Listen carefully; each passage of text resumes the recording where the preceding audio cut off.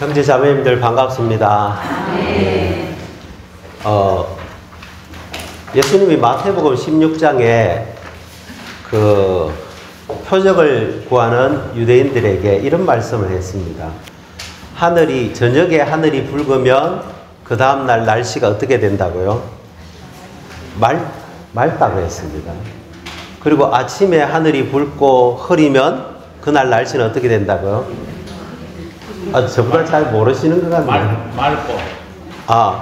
저녁에 하늘이 붉으면 아니죠. 저녁에 하늘이 붉으면 날씨가 맑습니다. 아침에 하늘이 붉고 흐리면 날씨가 안 좋습니다. 그죠? 그래서 여러분들은 그 하늘의 현상들은 잘 분간할 줄 알면서 왜 이 시대의 표적은 분간할 줄 모릅니까? 그래서 요나의 표적밖에 내가 보여줄 표적이 없습니다. 이렇게 말씀하셨습니다. 그 시대에 그 당시 주님이 말씀하셨을 때 가장 큰 표적은 참 요나이신 그분이 오셔서 십자가에서 죽으심으로 구속을 성취하시고 또 부활하셔서 사람들에게 생명을 분배하시는 그분 자신이 그 시대의 최고의 표적입니다. 그것을 이스라엘 백성들은, 유대인들은 분별할 줄을 몰랐습니다. 날씨는 잘 분별했습니다. 흐리면 자매님들 어떻습니까? 신경통 오죠? 그 느낌은 분명히 압니다. 자, 제가 왜 이 말씀을 드렸냐면은 지금 2023년도 우리는 아주 놀라운 시대에 살고 있습니다. 우리는 이 시대가 어떤 시대인지를 분별할 줄 알아야 됩니다. 그 최근에 이스라엘과 팔레스타인 사이에 전쟁이 일어나고 있지 않습니까? 벌써 일주일 넘었죠.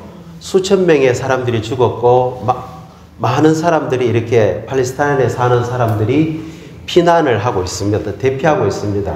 그래서 이스라엘이 하늘에 알려주는 그 내용을 보내면서 24시간 내에 가자 지구를 떠나십시오. 여기 우리가 폭격을 하고 군인을 보내어서 전쟁을 할 겁니다. 피해야만 살 수 있습니다. 그 롯데도 그랬죠. 피하라고 했습니다. 근데 피하지 않으니까 다 멸망했잖아요. 미국이 그 히로시마 원폭을 투하할 때 그냥 사전 경고 없이 투하하지 않습니다. 피하라고 했습니다. 피하면은 살 것이다 그랬는데 피하지 않은 사람은 다 죽었겠죠. 그래서 경고를 하고 난 다음에 폭탄이 투하되어서 그 도시 전체가 완전히 초토화되어 버렸지 않습니까? 그 마찬가지로 우리가 이 시대 지금 이스라엘과 팔레스타인 사이의 그 전쟁을 보면서 우리가 어떤 시대에 살고 있는지 우리는 분명히 알 필요가 있습니다. 그래서 이 현 시대는 다니엘서 2장에 나와 있는 것처럼 그 바벨론 왕이 꿈을 꾸었잖아요. 거대한 인간 형상의 꿈을 꾸었습니다. 머리는 금으로 되어 있고 가슴과 두 팔은 은으로 되어 있고 배와 넓적다리는 동으로 되어 있고 두 다리는 철로 되어 있고 발가락은 철과 진흙이 섞여 있는데 이것이 인간 정부 전체를 상징적으로 역사적으로 보여주고 있습니다. 바벨론부터 시작해서 메데 페르시아, 헬라 제국, 로마 제국, 회복된 로마 제국. 우리는 지금 어디에 와 있겠습니까? 거의 10발가락에 가까이 와 있습니다. 그 말은 이 시대가 종결될 때가 거의 다 되었다는 뜻입니다. 특별히 우리는 그런 지금의 이 중동의 상황을 보면서 이것을 분명히 깨달을 필요가 있습니다. 마태복음에서 예수님이 그 23장인가요? 거기에서 이 위선적인 율법학자들과 바리새인들이 하면서 8번이나 이스라엘 종교 지도자들을 책망을 했습니다. 그러고 나서는 내가 예루살렘을 마치 품으려고 그 암탉이 병아리를 품으려고 그렇게 많이 애를 썼는데도 여러분은 원치 않았습니다. 그러면서 이 집이 하나님의 성전을 말하죠. 그죠? 이 집이 황폐할 때까지 주님이 오시는 것을 다시는 보지 못할 것입니다. 라고 이야기했습니다. 그리고 나서 그분이 성전을 떠나시고 올리브산에 앉으셨을 때 제자들이 와서 주님께 물었습니다. 주님, 그러면 언제 이 일이 일어나고 주님 오실 때 징조는 뭐고 이 시대가 종결될 때에 그 징조, 표징은 무엇입니까? 라고 물었을 때 주님이 세 가지 비유를 드셨습니다. 하나는 이스라엘 민족들을 위한 비유를 드셨고요. 두 번째는 교회, 오늘날 신약에 믿는 이들을 위한 비유를 드셨고, 세 번째는 모든 민족을 위한 비유를 들어주셨습니다. 특별히 이스라엘과 관련해서는 이 왕국 복음이 온 땅에 전파되어서 모든 민족에게 증거가 되면 그제서야 끝이 올 것입니다. 그러니까 이스라엘 백성들에게 시대의 끝에 대한 징조는 왕국 복음이 전파되어서 이방인들이 주님을 믿고 교회가 산출되고 그들이 섬겼던 그 하나님의 이름을 부르는 것이 그들에게 하나의 큰 징조가 되는 겁니다. 반드시 왕국 복음이 온 땅에 전파되어야만 그제서야 끝이 옵니다. 한때 어떤 사람들은 주님의 날이 온다고 날짜를 이야기했는데 다 불발이었습니다. 오지 않았습니다. 실제로 그렇게 되지도 않고요. 왜냐하면 왕국 복음이 땅끝까지 전파가 되지 않았습니다. 더 많이 이루어져야 될 이 시대 끝에 징조들이 남아 있습니다. 그렇죠? 또 교회에게는 뭘 말씀하셨냐면은 무화과 나뭇잎으로부터 배워야 됩니다. 무화과 나무는 이스라엘 나라를 상징합니다. 무화과 나무가 잎이 연해지고 부드러워지고 잎이 나면은 여름이 가까운 줄 아십시오. 여름은 이스라엘 나라가 복원되는 천년왕국을 말하고 있습니다. 그때가 되면은 이제 끝이 온다는 것입니다. 그리고 모든 민족에게는 또 하나의 비유를 드셨는데 그것은 바로 이스라엘 민족들과 신약에 믿는 이들을 그들이 어떻게 대하느냐에 따라서 하나는 양이 되고 하나는 염소가 되어서 양들은 왕국 안으로 들어가서 그게 백성이 되고 염소들은 불못으로 들어간다고 주님이 말씀하셨습니다. 그래서 형제자매님들 지금 주님이 사도행전 1장에 보면은 부활하시고 난 다음에 40일 동안 제자들과 함께 왕국에 대해서 이야기하시고 나서 성천을 하셨습니다. 그죠? 어디에서 성천하셨습니까? 올리브산에서 성천했습니다. 그 성천하고 있는 주님을 제자들이 쳐다보고 있었어요. 그러니까 천사가 와서 하는 말이 왜 하늘을 쳐다보고 있습니까? 그분은 이렇게 하늘로 올라가신 것처럼 그대로 또 구름을 타고 어디에요? 올리브산에 또 오신다고 이야기했습니다. 그래서 그때 제자들은 하늘을 쳐다보고 있으면 안 됩니다. 그들은 어떻게 해야 됩니까? 복음을 전파해서 왕국 복음을 온 땅에 전파해야 됩니다. 근데 이제 20세기를 거쳐서 21세기에 살고 있는 우리는 주님이 말씀하셨습니다. 여러분의 얼굴을 드십시오. 하늘을 이제 우리가 봐야 됩니다. 하늘에서 오실 그리스도를 우리는 맞이할 준비를 해야 됩니다. 성경에 많은 예언들이 있잖아요. 주님에 관해서 그분은 여자의 씨이시고 아브라함의 씨이시고 다윗의 씨이시고 베들레헴에서 태어나시고 십자가에서 죽으시고 또 부활하시고 이 많은 예언들이 다 성취가 되었습니다. 한 가지 가장 놀라운 것이 아직 성취되지 않았습니다. 그건 뭘까요? 주님이 다시 오신다는 이 말씀은 아직 성취되지 않았습니다. 근데 이 말씀은 반드시 성취될 겁니다. 한번 생각해 보십시오. 우리는 지금 믿는 이들로서 주님의 다시 오심과 관련되어서 아까 그 마태복음 24장에서 이스라엘 백성들의 무화과 나무로 상징된 이스라엘의 상황을 주시해야 됩니다. 그렇죠, 그죠? 하나님이 아브라함에게 가나안 좋은 땅을 약속했습니다.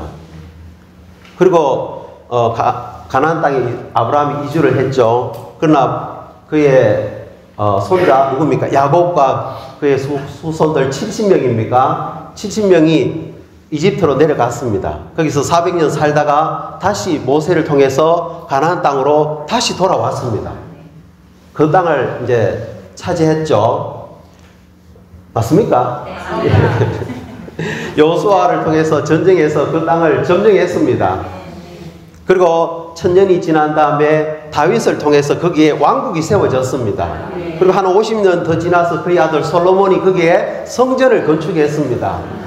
그러나 불과 몇십 년 안 되어서 이스라엘 백성은 분열되었고 왕국은 분열되었고 북쪽은 아시리아에 의해서 멸망당했고 남쪽은 바벨론 제국에 의해서 멸망당했습니다. 그들은 다 포로로 사로잡혀 갔죠. 왕국을 잃어버렸고 그 땅을 잃어버렸습니다. 그러나 하나님은 여전히 그 땅에 마음이 있습니다. 예루살렘에 하나님의 마음이 있습니다. 그 성전을 하나님은 건축하기를 원하십니다. 그래서 다시 그들을 페르시아 왕, 지금의 이란입니다. 페르시아가. 그 왕 고레스를 통해서 그들을 예루살렘으로 돌아오게 하신 다음에 성전을 건축하게 하고 느헤미야 때 성벽을 건축했습니다. 그다지 영광스럽지는 않았습니다. 그러나 어쨌든 그 땅에 다시 돌아왔고 성전을 건축했죠. 땅을 얻었습니다. 그러나 또 여전히 헬라 제국, 알렉산더 대왕이 다스렸던 헬라 제국에 의해서 여전히 이스라엘은 또 통치를 받게 되었고 예루살렘은 통치를 받았습니다. 그러다가 그 유명한 시리아의 왕 안티오코스 에피파네스 4세에 의해서 성전이 완전히 더럽혀졌습니다. 그래서 유다 마카비 가문이 일어나서 독립운동을 펼쳐서 아마 주전 165년인가요? 12월 25일 날 성전을 깨끗하게 정화시키고 하스몬 왕조가 한 100년간 쭉 이어집니다. 그러다가 다시 로마에 의해서 그 땅은 지배당하게 됩니다. 그러다가 주님이 출생하셨고 주님이 이스라엘 백성이 열매를 맺어야 되는데 주님을 거절하고 반대하고 하나님께 합당한 열매를 맺지 못하자 이 집이 황폐하게 되고 예루살렘은 멸망할 것이라고 또 주님이 예언하셨습니다. 주님이 말씀하신 대로 주후 70년에 로마의 타이터스가 와서 예루살렘을 완전히 멸망시켜 버렸습니다. 그때부터 2000년 동안 이스라엘은 나라 없이 온 땅에 흩어져 살기 시작했죠. 로마의 통치로 끝나지 않았습니다. 아마 7세기쯤 되면은 이제는 아랍인들이 그 땅을 점령해서 또 통치합니다. 그러다가 어떤 일이 발생하냐면은 세계 1차 대전이 끝나고 2차 대전이 끝나고 유대인들은 유럽에서 흩어져 살던 유대인들은 주변인이었습니다. 항상 그 다른 나라에 의해서 멸시당하고 소외당하고 그래서 그들 안에 고국으로 돌아가고자 하는 열망이 아주 컸습니다. 그래서 우리가 잘 알고 있는 시온주의, 이스라엘로 돌아가야 된다. 그래서 그들이 결국은 2차 대전 때 누굽니까? 히틀러가 600만 명의 유대인들을 홀로코스트 대량 학살을 했잖아요. 그런 과정을 거치면서 그들은 이스라엘 땅으로 돌아오기 시작합니다. 그리고 결국은 그것이 주님의 주권이겠죠. 1948년에 그들은 유대 땅으로 돌아와서 1948년에 거기에 있는 팔레스타인들을 쫓아내고 나라를 건국하게 됩니다. 2000년 동안 나라 없이 흩어져 살던 유대인들이 유대 땅으로 돌아오게 되죠. 그리고 1차, 2차, 3차, 4차 중동 전쟁을 거치면서 예루살렘을 얻게 됩니다. 심지어 그들이 전쟁하면서 어디까지 땅을 넓혔냐면요. 이집트까지 땅을 넓혀갑니다. 하나님이 아브라함에게 약속하신 좋은 땅은 어디서부터 어디까지인지 아십니까? 이집트의 나일강부터 시작해서 아브라함이 떠나왔던 유프라테스 땅까지 아주 영토가 넓습니다. 그런데 그들은 나일강 아직 얻지 못했습니다.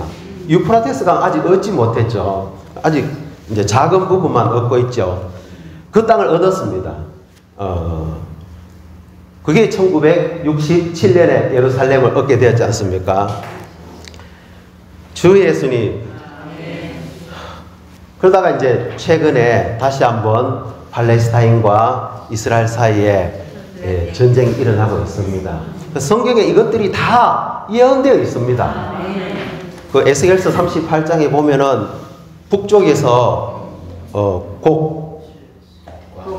곡과 마곡이 있죠. 곡의 땅, 마곡의 땅, 곡이라는 것은 곡은 왕을 말합니다. 로스와 메섹과 두발. 로스라는 것은 러시아를 말합니다. 그 메섹은 모스크바를 이야기하고 있고요.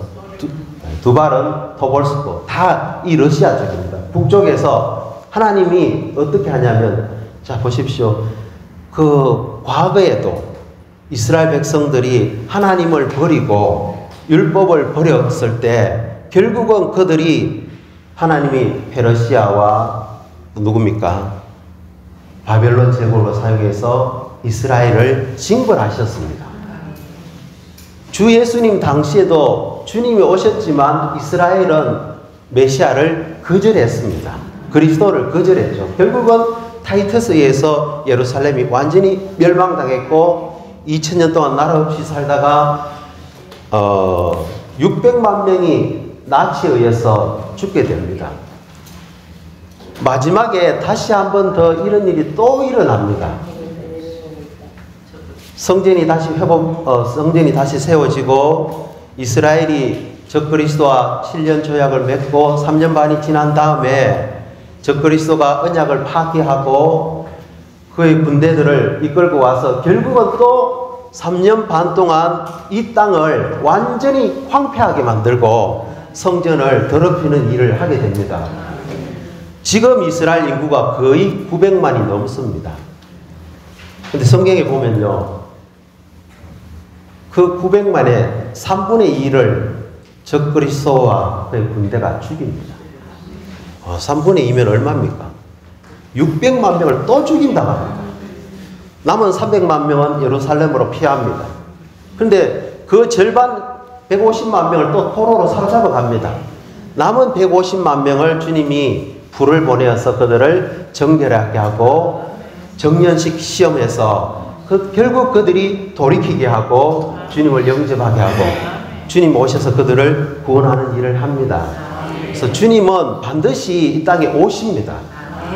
그러나 주님의 오심에는 우리가 알다시피 엄밀한 감추어진 방면에 주님의 오심, 파루시아. 오신다는 것은 헬라어로 파루시아, 함께하다, 함께 있다, 임재 이런 뜻이거든요. 오십니다. 은밀하게 오시는 것이 있는데 그것은 언제 시작되냐면 대환란 전에 사내아의 계시록 12장에 있는 사내아의 휴거, 14장에 있는 천열매 휴거부터 시작해서 주님이 이 땅에 마지막에 이 땅으로 내려오시는 것으로서 그분의 파루시아 다시 오심은 끝나게 되는 겁니다. 그 사이에 대환란이 있고 공중에서 또 주님과의 심판이 있고 주님과 결혼이 있고 아마겟돈 전쟁이 있고 이 땅에 주님이 내려오심으로써 그분의 다시 오심은 완결이 됩니다. 그래서 이런 것들은 뭐 우리가 성경을 읽으면 잘 알고 있습니다. 또 근본적인 믿음을 가지고 있는 그리스도인들은 이걸 말합니다. 그러나 이것만을 안다고 해서 우리가 준비되는 것은 아닙니다. 주님이 말씀하셨죠. 깨어 있으십시오. 이 모든 것들을 피하고 사람의 아들 앞에 설 수 있도록 여러분은 깨어 있고 준비되어야 된다고 말씀하셨습니다. 우린 반드시 깨어 있어야 됩니다. 형제 자매님들은 깨어 있습니까? 그리고 준비되어 있습니까? 이 말씀은 바울 때보다도 오늘날 우리 시대에 더 생생합니다. 왜냐하면 정말 곧 주님이 오실 것 같지 않습니까? 주님의 엄밀하게 오시는 방면은 아무도 알 수 없습니다. 천사도 모르고 심지어 사람의 아들인 인성 안에 계신 주님조차도 그날은 모릅니다. 형제 자매님들, 사내아이 또 첫열매 주님이 비밀한 방식으로 오셔서 우리가 말하는 휴거 확 낚아채 가는 겁니다. 하나님의 보좌 앞으로 시온산으로 우리를 데리고 갑니다. 우리가 거기에 다 포함되어야 되지 않겠습니까? 그리고 그분의 신부 군대가 되어서 이 땅에 내려와서 불법의 사람, 적 그리스도 와 그의 군대를 멸망시킬 필요가 있습니다. 그래야만 인간 정부는 끝나게 되고 주님은 이 땅에 그분의 왕국을 세우게 될 것입니다. 이 뒷부분에 나와 있는 로마 숫자 4번에 보면요, 바울은 데살로니가 전서에서, 데살로니가 전서가 5장으로 되어 있잖아요. 매 장마다 바울은 주님의 임하심으로 끝을 맺습니다. 굉장히 의도적이지 않습니까? 아까 형제님이 데살로니가 전서 믿음의 일, 사랑의 수고, 소망의 인내를 이야기했죠. 한번 이야기해 볼까요? 우리 이런 진리는 복습할 필요가 있습니다. 하나님은 삼일 하나님이십니다. 아버지는 근원이시고요. 아들은 그 근원의 나타남입니다. 그 영은 실제이죠. 예. 이런 존재로서 그분은 한 분이시지만 삼일이십니다. 맞죠? 우리가 잘 알고 있는 그리스도의 몸은 외적인 골격과 내적인 내용이 있습니다. 내적인 내용은 한 주, 한 성령, 한 하나님 아버지, 삼일 하나님이 내용이고, 구속받고 거듭난 믿는 이들이 그리스도의 몸의 골격을 이루는 겁니다. 제가 왜 이 말씀을 드리냐면 우리가 지난주에 하나님의 복음에 대해서 교통을 했습니다. 하나님의 복음은 결국은 죄인들이 거듭나서 하나님의 아들들이 되고 그리스도의 몸으로 조성되어서 지방교회들로 표현되는 거지 않습니까? 하나님의 복음의 최정점은 사람을 이 생명에 의해서 계속 분배하고 변화시켜서 생명과 본성에 있어서 하나님과 똑같이 되게 하는 것입니다. 이 하나님의 복음에는 기초가 되는 하나님의 법리적인 구속인 하나님의 의가 있습니다. 또 그 과정이 되는 그리스도의 생명이 있습니다. 이것을 실질화시키는 믿는 이들의 믿음이 있습니다. 그래서 하나님의 복음의 구조는 하나님의 의, 그리스도의 생명, 믿는 이들의 믿음, 이것에 의해서 하나님의 목적은 성취가 되는 겁니다. 교회 생활을 위한, 참된 그리스도인의 생활을 위한 구조가 있습니다. 뭘까요? 이거는 정말 퀴즈 낼만하네요. 교회 생활을 위한 그리스도인의 거룩한 생활, 참된 그리스도인의 생활에는 견고한 3가지 구조가 있습니다. 첫 번째가 하나님을 향한 믿음의 일이 있습니다. 두 번째는 뭘까요? 성도들을 향한, 사람들을 향한 사랑의 수고가 있습니다. 세 번째는 뭘까요? 하늘로부터 다시 오실 그리스도에 대한 소망의 인내가 있습니다.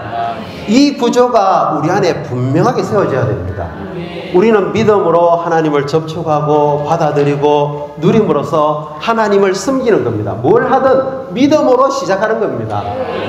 그럴 뿐만 아니라 우리는 이 믿음과 함께하는 사랑을 통해서 작용하는 믿음으로 주님을 사랑하고 성도들을 사랑하고 죄인들을 사랑하는 겁니다. 그럴 뿐만 아니라 우리는 다시 오실 주님을 소망 안에서 인내로서 기다리는 겁니다. 형제 자매님들, 주님에 대한 다시 오실, 하늘로부터 다시 오실 주님을 소망하고 있습니까? 인내로서. 할렐루야. 우린 반드시 믿음의 일, 사랑의 수고, 소망의 인내, 이것이 합당한 교회 생활을 위한 그리스도인의 생활의 견고한 구조라는 것을 볼 필요가 있습니다. 그렇기 때문에 주님은 오십니다. 그리고 주님은 비밀한 방식으로 그분을 사랑하는 자들을 마치 도둑이 보물을 훔쳐가듯이 우리를 낚아채어서 그분의 임재 앞으로, 그분 앞으로 휴거시킬 것입니다. 이게 우리의 소망이지 않습니까? 주님이 공개적으로 우리를 만나는 것을 우리는 소망하지 않습니다. 그래서 로마서자 4번에 보면 데살로니가 전서의 매장은 주님의 임하심으로 끝납니다. 형제 자매님들의 이 땅에서의 바라는 게 뭐가 있습니까? 그렇습니다. 우리는 하늘로부터 오시는 주님에게만 초점이 맞춰야 됩니다. 건강도 돌봐야 되겠죠. 재정도 관리해야 됩니다. 자녀도 교육시켜야 됩니다. 많은 것들을 우리가 해야 되지만 그것들이 우리의 초점이 아닙니다. 그래서 우리는 이 땅에서 어떤 것에서도 소망을 두지 않습니다. 우리의 운명이 이 땅에서 어떤 것에서 우리의 운명이 좋아질 거라고 생각하지 않습니다. 보십시오. 정말 뉴스 봤잖아요. 이스라엘이 여러분 24시간 내에 가자 지구에서 떠나십시오. 떠나지 않으니까 막 폭격합니다. 그들이 수십 년간 지었던 그 건물들이 완전히 황폐해집니다. 인간 정부는 이렇게 완전히 멸망당할 겁니다. 와, 여기에 우리가 어떻게 소망을 두겠습니까? 주님이 오실 때 재정 문제가 해결됩니다. 주님 오실 때 천년 동안 살게 됩니다. 어떤 사람들은 수명 문제도 해결됩니다. 건강 문제도 해결됩니다. 주님 오실 때 교육 문제 해결됩니다. 지금 이렇게 박 터지게 싸우는 이념 문제 주님 오시면 다 해결됩니다. 왜 우리는 이 땅의 것에다가 소망을 두는지 모르겠습니다. 우리는 이 땅에 어떤 것에도 소망을 두지 않습니다. 다시 오실 주님. 그러나 더 엄밀히 말해서 엄밀하게 오시는 파로시아 주님의 임재를 우리는 사모해야 됩니다.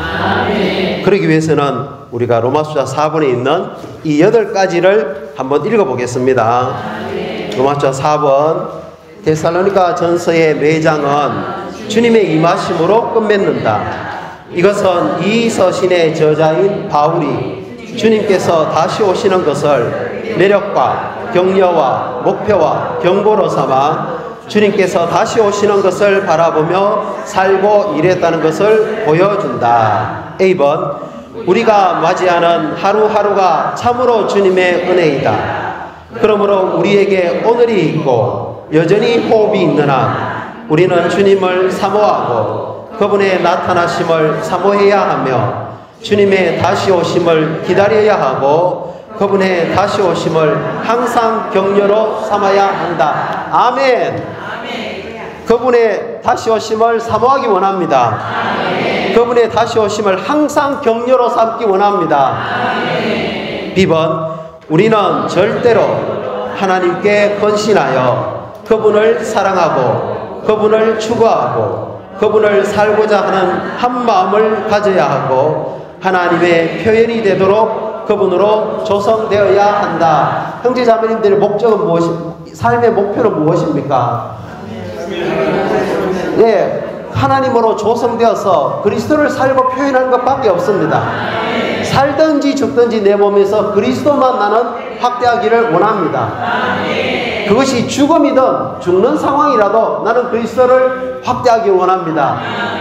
바울이 그렇게 살지 않았습니까? 감옥에서요. 10번입니다. 우리는 일생 동안 성경을 읽어 하나님의 거룩한 말씀으로 재조성되어야 한다. 형제 자매님들 성경을 사랑하기 바랍니다. 매일매일 성경을 읽고 하나님의 말씀으로 재조성될 필요가 있습니다. D번입니다. 우리는 기도에 꾸준히 힘쓰므로 하나님을 영광스럽게 하고 하나님께 감사하고 하나님을 경배하며 하나님을 섬겨야 한다. 우리의 기도와 우리의 존재는 전적으로 하나님의 유익을 위해야 한다. 제 부담은 여기 있습니다. 형제 자매님들, 우리 그리스도인의 생활은 D번 기도에 꾸준히 힘써야 됩니다. 왕국을 위해서 기도하시고요. 주님의 다시 오심을 위해서 기도하시고 이스라엘의 회복을 위해서 기도할 필요가 있습니다. 우리의 기도와 우리의 존재는 전적으로 무엇을 위해야 합니까? 하나님의 유익을 위해야 합니다. 내 은행 잔고에 얼마가 남아 있을까? 이런 것에 마음을 두셔서는 안 됩니다. 죄송합니다. 2번, 우리는 다른 이들을 위해 자신을 희생하신 그리스도와 하나 되어 자신을 희생하는 사람이 되어야 한다. 아멘. 그렇죠. 다른 이들을 위해서 자신을 희생하신 그리스도와 하나 되어 자신을 희생하는 사람이 되어야 합니다. 우리는 더 많이 다른 사람들을 섬겨야 되고요. 돌봐야 되고요. 보살필 필요가 있습니다. F번, 우리는 방심하지 않고 깨어 기도 생활을 함으로 내주하시고 거룩하게 하시는 영과 동력하여 하나님께 영광이 되고 그분의 대적에게 수치가 되는 기뻐하고 기도하고 감사하는 생활을 해야 한다. 뭐뭐 해야 한다 하니까 부담스럽게 여기지 마십시오. 항상 기뻐하십시오. 끊임없이 기도하십시오. 모든 일에 감사하십시오. 이것이 그리스도 예수님 안에서 여러분을 향한 하나님의 뜻입니다. 하나님 다음으로 중요한 게 뭡니까? 하나님의 뜻입니다.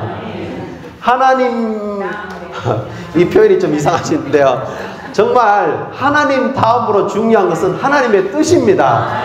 근데 하나님의 뜻이 저 북한 나라가 아니었어요. 항상 기뻐하라는 겁니다. 끊임없이 기도하라는 겁니다. 모든 일에 감사하라는 겁니다. 이것이 우리를 향한 하나님의 뜻입니다. 그럴 때 이것이 하나님께 영광이 되고 대적에게는 수치가 되는 겁니다. 주일 집회 오려고 하니까 지난 한 주를 생각하니까 아이고 내 같은 게 집회 갈 자격이 있겠노. 신은 그거는 두말할 것도 없다. 아닙니다. 그때 어떻게 해야 됩니까? 기뻐해야 됩니다. 감사해야 됩니다. 주의 이름 부르면서 기도할 필요가 있습니다. 원수를 부끄럽게 할 필요가 있습니다. 아멘. G번입니다. 우리는 함께 노예된 이들을 때리거나 술꾼들과 어울려 마시거나 주님의 은사를 묻어두지 말아야 한다. 그보다 우리는 하나님의 자녀들을 먹이고 온 땅에 왕국 복음의 진리를 전파해야 한다. 포항에 있는 하나님의 교회 포항교회는 정말 소망이 있습니다. 여기 동요된 노예들을 때리는 사람들이 없어요. 모르겠습니다. 술꾼들과 어울려 마시는 이 술꾼은 세상 사람들입니다. 주님의 은사를 우리는 묻어두어서는 안 됩니다. 어떻게 됩니까? 하나님의 자녀들을 먹이고 온 땅에 왕국 복음의 진리를 전파해야 합니다. 얼마나 시간이 걸릴지 모르겠지만 포항 온 땅에 우리가 이 왕국 복음을 전파하게 될 겁니다. 아멘. H번, 우리는 주님의 인내의 말씀을 지키고 사탄의 마멸 공작에 맞서 서서 주님께서 다시 오시리라는 소망 안에서 믿음과 사랑에 의해 살고 행하고 일해야 한다. 하나님을 향해서는 믿음으로 일할 필요가 있습니다. 사람들을 향해서는 사랑으로 수고할 필요가 있고요. 주님을 향해서는 소망 안에서 인내함으로써 우리의 구속의 날을 기다리기를 원합니다. 네, 정말 그날은 곧 올 것이고 시대는 종결될 것이고 우리의 기도는 찬송으로 바뀔 것이고요. 영광스러운 운명이 우리 앞에 놓여 있습니다. 할렐루야! 주님 오십시오! 아멘.